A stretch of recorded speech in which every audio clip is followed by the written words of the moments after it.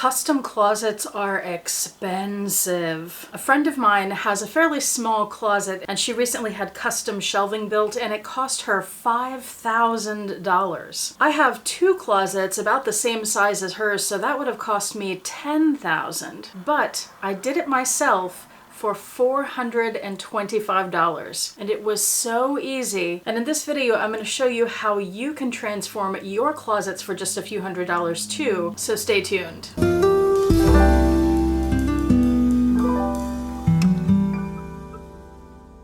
Hi YouTube, Autumn Beckman here. Welcome to my channel, or welcome back to my channel. My channel is all about luxury living on a budget, from high-end luxury handbags and small goods to the everyday luxuries of life. If that sounds interesting to you, please make sure you subscribe, click the bell notification icon to be notified when I post new videos, and be sure to like the videos that you enjoy. And one of the perks of subscribing to my channel is you get to see my community posts on your YouTube homepage, where I post deals, discount codes, sales, and rare finds related to these beautiful things we love. Like I said, custom shelving for closets is so expensive.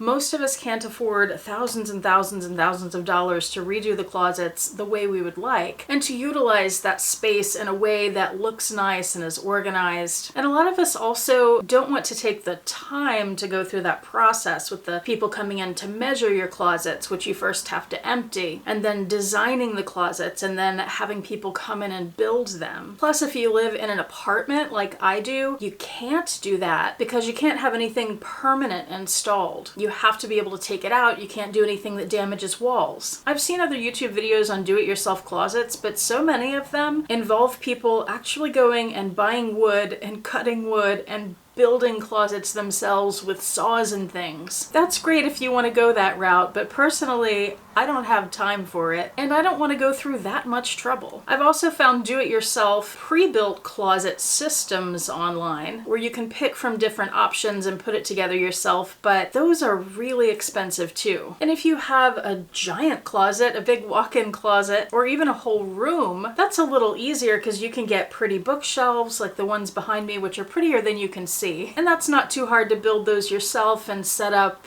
just banks of bookcases, and that can look very nice. But what if you have a small closet like I have? Small closets can be especially tricky to transform and to customize and to organize, but I found an affordable and easy solution, and that is using smaller pre-made shelving units that you just screw together yourself, no big deal, and that you can order online. So now I'm going to show you my two closets. Here they are before, just empty spaces with these sliding doors. Very simple. It has one shelf about at eye level for me with a bar underneath it to hang clothes, and that's all it has. Two of those. So I'm about to show you how they look now, the shelving that I purchased, built, and installed myself with my stuff on it, how I organized it, how it looks, and all in all, I only paid $425, not thousands of dollars, for two closets. After I show you the closets, I'm going to go through the process that I went through to make this happen, and I'd recommend sticking around for that because it may look straightforward, like sure, find some shelves online, build them, put them in the closet, but there were a couple things that were a little trickier, and I'll give you tips to help you out so you don't make some of the mistakes that I did. And of course, everything I purchased I will have linked below, so if you're looking for something in particular that you see in my closets, it'll be easy to find. And if you have any closet or organization tips,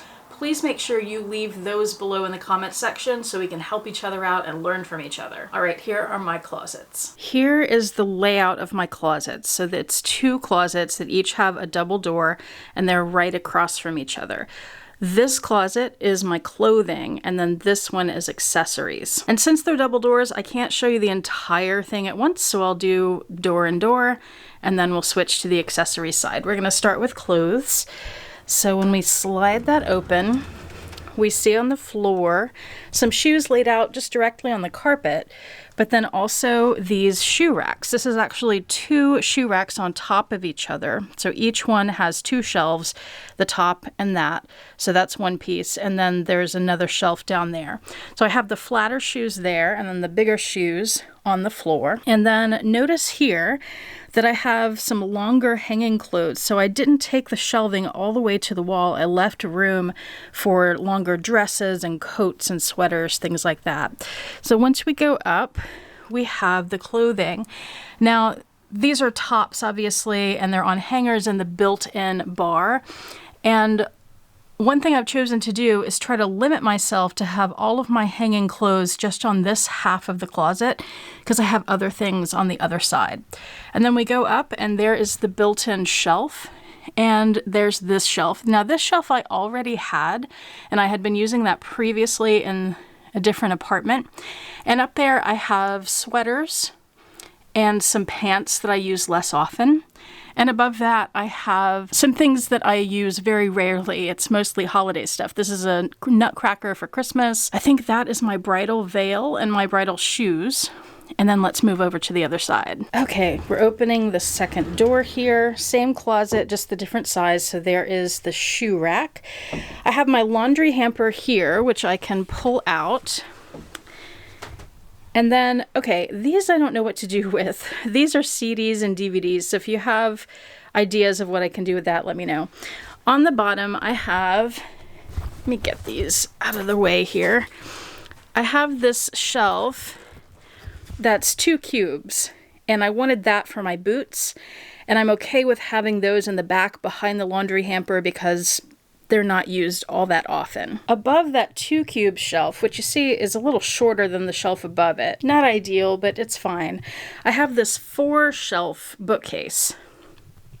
So there's 1, 2, 3, 4, and then I have things on top of that. On each of these 4 shelves, I have one of these baskets, and I use that kind of like dresser drawers. So I put things like underwear in those baskets to hide them a bit and to keep them more organized. Down here are pieces for layering and warmth, and then I have leggings and pajama bottoms and pajama tops. And then on the top of this bookcase, I have my jeans. Then above that, we see the shelf with the sweaters from earlier.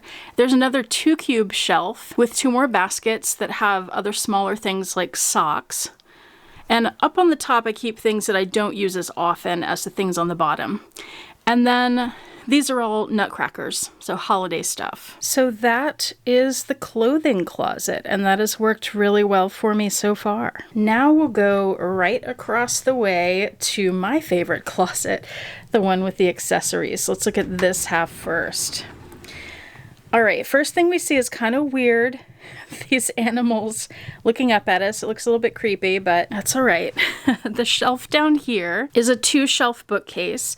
I needed some shelving that was a little taller to hold some bigger things. Hello, Roxy, how are you? These boxes, hi Roxy, I never unpacked for the move, but those are dog clothes and some other things. Pardon a little doggy tail. These are some picture frames, some artwork I haven't hung yet, a lunch box that I'm not using since I'm not going out to work currently. This is a camera bag. Those are from when I was a baby, those stuffed animals, and I've just always had them. And then this is my favorite shelf here.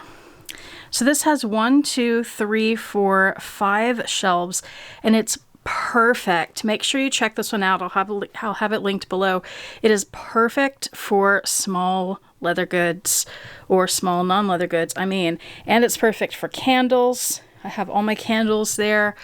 And then, of course, on top of the shelf, you can add more things. This piece is a sock organizer, and in there, it's not the most ideal storage for this, but I have my Hermes scarves folded up in there. And then above that, so there's the bar for hanging clothes, which I don't have any clothes hung in here.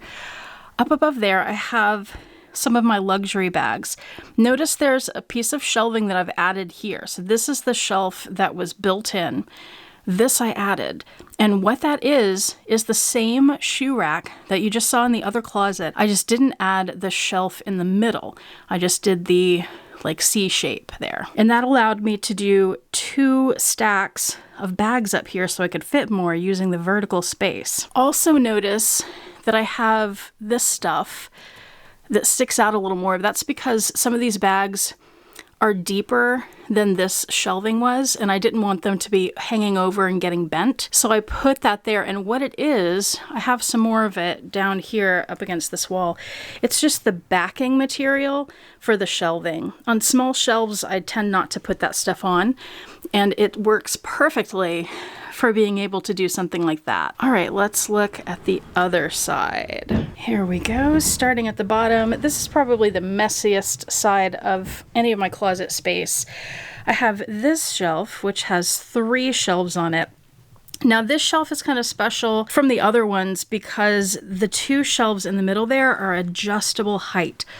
So you can move them up and down. None of my other shelving does that. It's all fixed. Notice here, just like in the clothing closet, I didn't take the cabinets all the way to the wall because I needed space on the floor. In this case, I needed to put a bunch of artwork that I'm storing. Hello again, Roxy. So I left room for that. It was important to me to have adjustable shelves here because I have some big things that I wanted to have in my closet.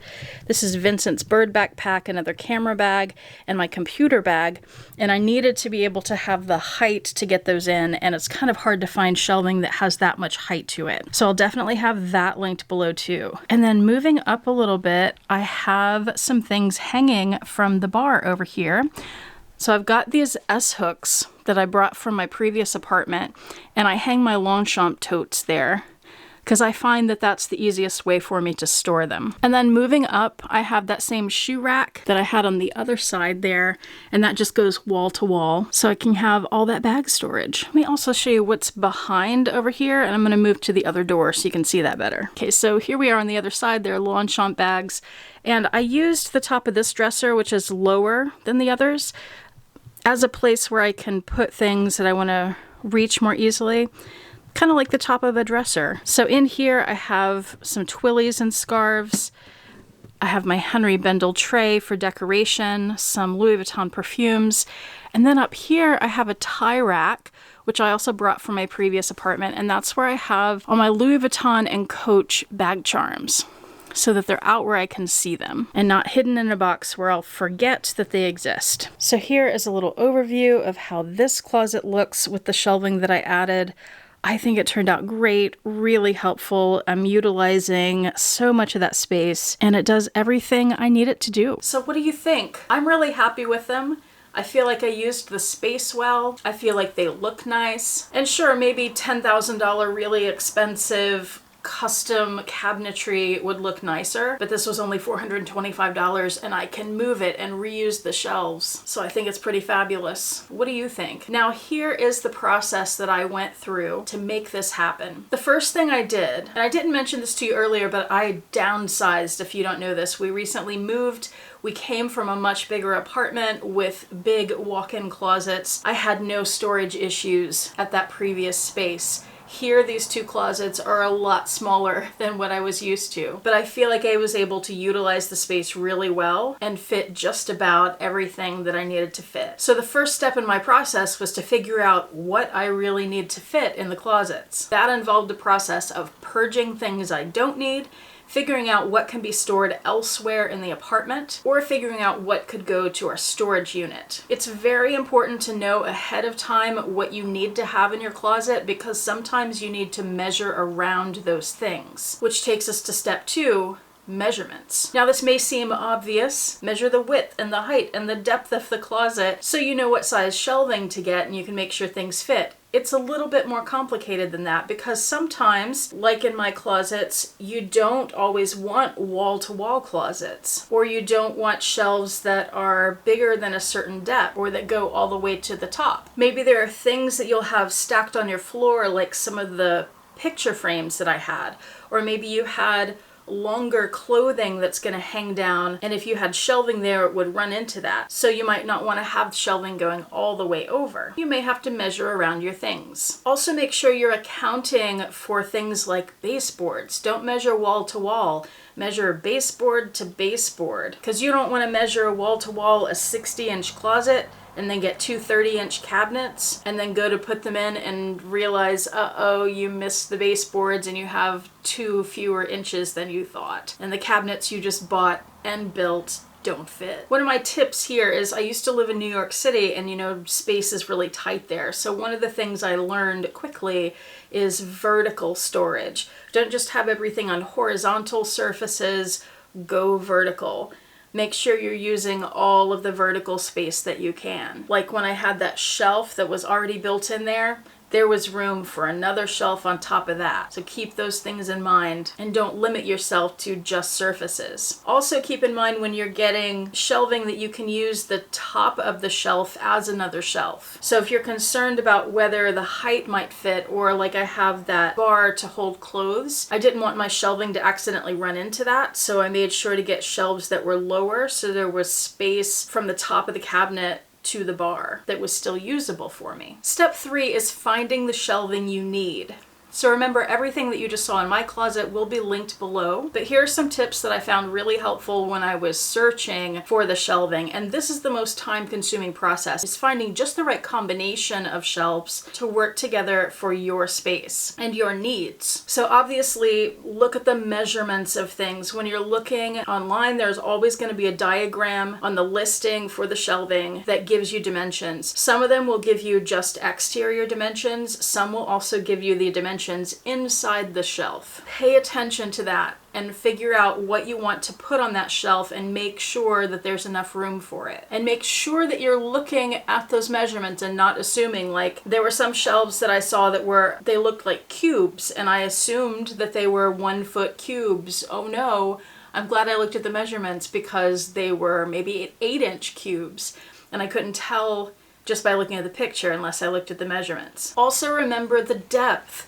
You would think that there are standard depths, and maybe there are, but some of the shelving I looked at was maybe 7 inches and others were 11. So that depth is really important, especially if you're going to stack some shelving. You don't want to put an 11-inch shelf on top of a 7-inch shelf, right? Or you may not want to have some things hanging over the edge of the shelf because they're longer than the shelf itself. Shelf itself. That rhymes. And this may be obvious too, but consider the color. I wanted all white shelving in my closet. Dark brown espresso shelving is also common, and black. Those are going to be the 3 you're probably most limited to. There are some companies that offer colored shelving like pink or green or purple, but you'll be a lot more limited there if you're wanting to keep everything the same color. Also consider the thickness of the shelving. Some shelving will have trim on it that sticks out a little more, or there's some bookcases that may have, instead of the really thin shelving like my shelving is, some will have kind of a baseboard on the bottom,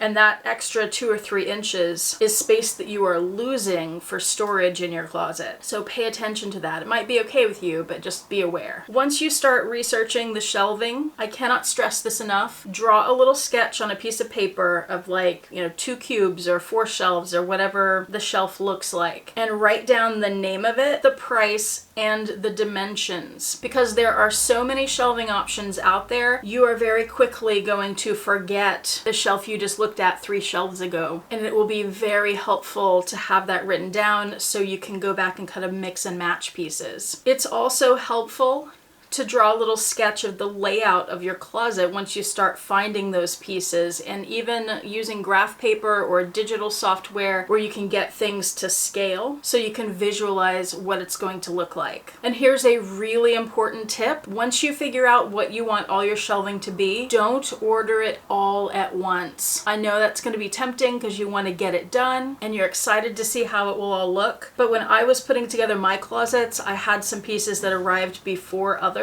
And once I built them and installed them in a closet and started putting my things, I sometimes found, oh, I don't need this other shelf because this shelf fits more than I thought it would. Or maybe, oh, this shelf doesn't fit as much as I thought it would. I'm going to need a different shelf over here than the one I thought I needed. And step number 4, assemble and install. All the shelving is relatively easy to assemble. It tends to come with everything you need except maybe a screwdriver. It doesn't take that long to build it all yourself. It's also not very heavy because they're small shelves, so you can just install it in your closet on your own. For most people anyway. And then start adding your items and figure out what other shelving you might need. And it will all come together in a cheap and easy way, and you will be so happy. So which of these tips did you find most helpful? Let me know in the comments section below. Also remember to leave tips that you have for closets and organization so we can help each other out and learn from each other. Thank you so much for watching. I do appreciate it. Hope to see you back here next time, and I hope you have a fantastic day.